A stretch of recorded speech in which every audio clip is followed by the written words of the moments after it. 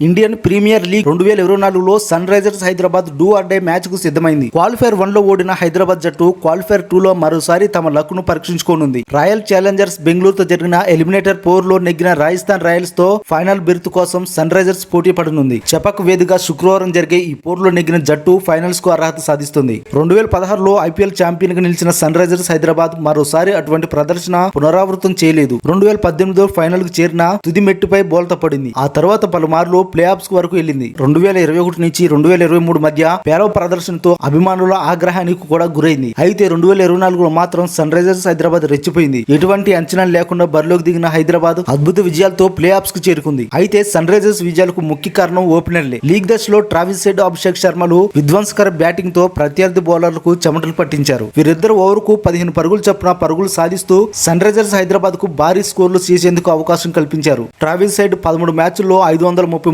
పరుగులు చేస్తే అభిషేక్ శర్మ 14 మ్యాచ్ల్లో 470 పరుగులు చేశాడు. రాజస్థాన్ తో జరిగే పోరులో వీరిద్దరు రెచ్చిపోతే సన్ రైజర్స్ ఫైనల్ కు చేరడం ఖాయం. ఒకవేళ వీరిద్దరు విఫలం అయితే మాత్రం సన్ రైజర్స్ హైదరాబాద్ కు తిప్పలు తప్పవు. వీరిద్దరు విఫలమైన సమయాల్లో సన్ రైజర్స్ ను ఓటమే పలకరించింది. కేకేఆర్ తో జరిగిన పోరులోనూ వీరిద్దరు తొందరగా అవుట్ అయ్యారు. దాంతో సన్ రైజర్స్ భారీ టార్గెట్ ను ప్రత్యర్థి ముందు ఉంచలేకపోయింది.